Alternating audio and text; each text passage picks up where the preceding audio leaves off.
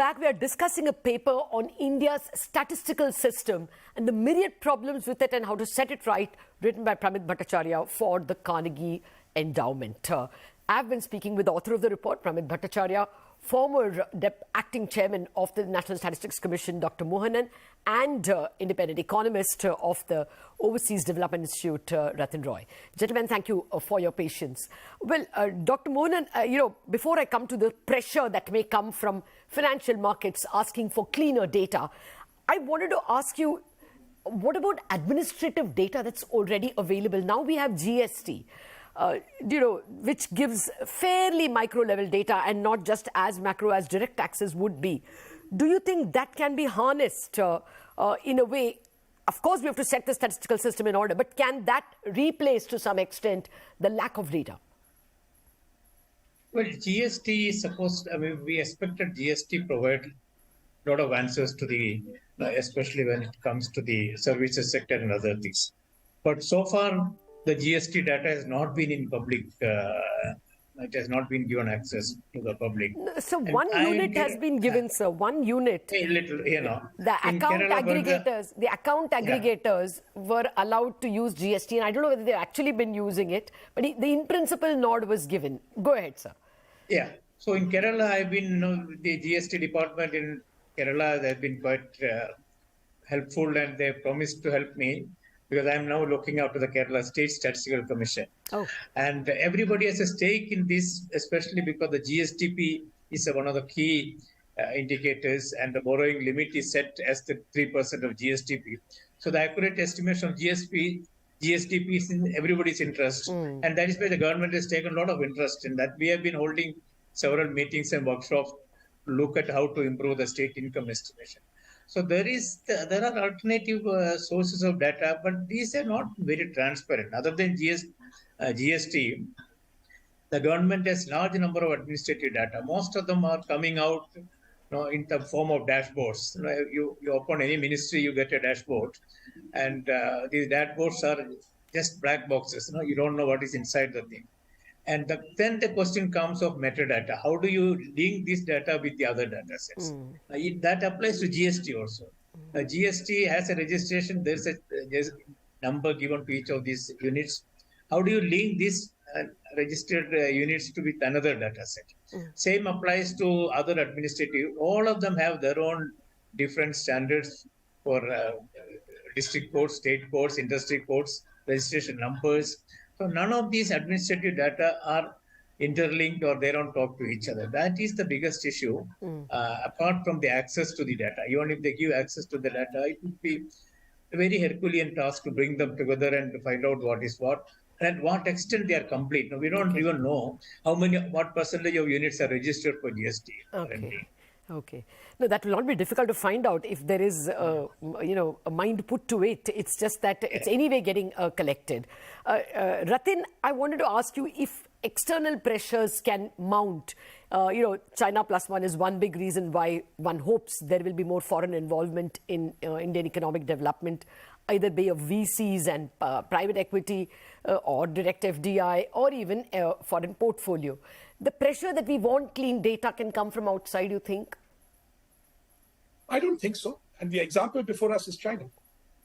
China's statistical system is widely acknowledged to be less than perfect and perhaps not even very good, and intentionally so. There's an intentionality where the Communist Party sort of looks at Chinese data and uses it in ways that perhaps foreign investors will not find congenial, but they've been okay with that. Similarly, in India, foreign investors are not interested.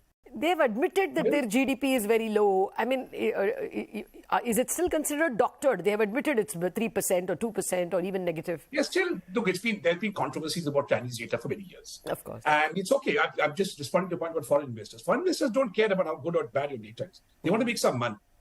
So if I'm able to sell them and their clients, for example, AMC companies or private equity firms here, I've been telling them for some time that the India story may be broken, but your story is bright. What data do I need to use for that?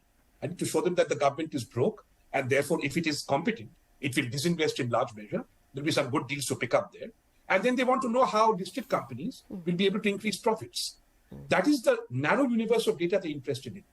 And that is the narrow universe of high-frequency data and VDP data interested. Okay. So they're not going to be sort of looking for data that is very important for public policy purposes, but not necessarily for investor purposes. Okay. In short, there has to be a constituency that is willing to engage with complexity.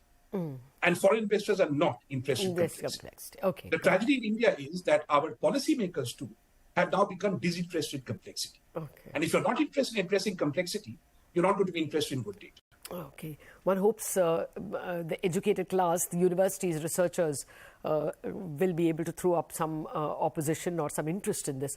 Pramit, let me try and fit in two questions here. One, it's not just GST, and we are throwing up a large amount of digital data. I mean, there's lending, payment systems, NPCILs, UPI, a whole host of data footprint is available. Do you think we can perhaps leapfrog and improve data by other means of collecting it?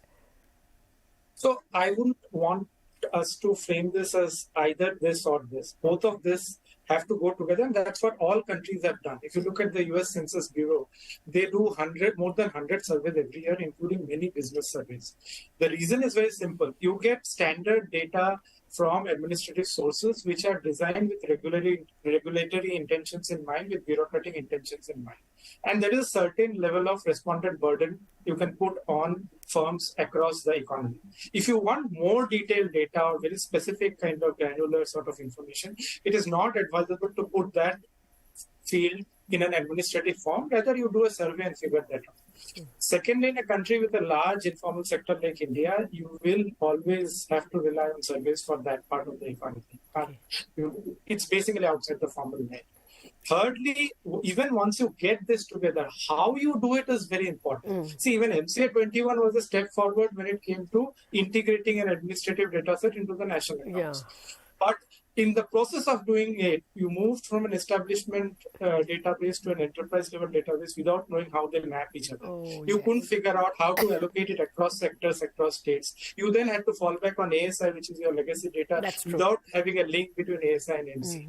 And just finally, Maharashtra government state Statistical Bureau, which is one of the better bureaus in the country, they had initiated a project and have a detailed project plan of integrating data from 7 different ministries, including GST, including the Consumer Affairs Ministry, because the Shops and Establishments Act comes there. And one of my sources told me that this covered almost 80% of at least the urban enterprise in Maharashtra. It would have been a rich database. And it took them months and months of negotiation between different departments to just get this started, and then the government changed. So this again got delayed.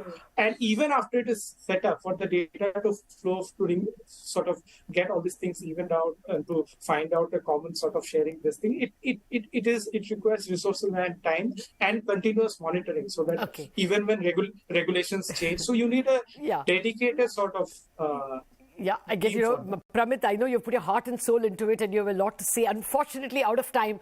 Mr. Mohanan, just 10 seconds, sir. Do you think that because the government is now back in industrial policy mode, all over the world actually, including ours, I mean, PLI and all our proactive government policy making, do you think they could get interested in clean data? Yes, I have no other view other than that. Government will be interested. This cannot continue. As Pramit rightly says, we cannot allow this to continue. A decoding has been done. New codes are to be written. Now, that new code somebody has to write now. And I'm sure government will make efforts, if not today, tomorrow. If I'm not mistaken, in London, in England, in United Kingdom, the chief statistician has the same autonomy and independence as the CAG. One of the constitutionally protected offices. So that's what we have to aspire to, perhaps to clean up the system. But as you say, Mr. Mohanan, it's not just constitutional or governmental autonomy. It is also the will to improve, and the rot is too deep, or at least the incompetence is too deep, and we have to change it all. We have the talent. It's an excellent paper written by Pramit, which in just 35 pages encompasses both the history and the problems and likely solutions. I think this can only whet your appetite to read an excellent paper and come up with solutions. That's my request to India's Society of Statisticians. Wrap up on this edition of Indianomics. Thank you for watching.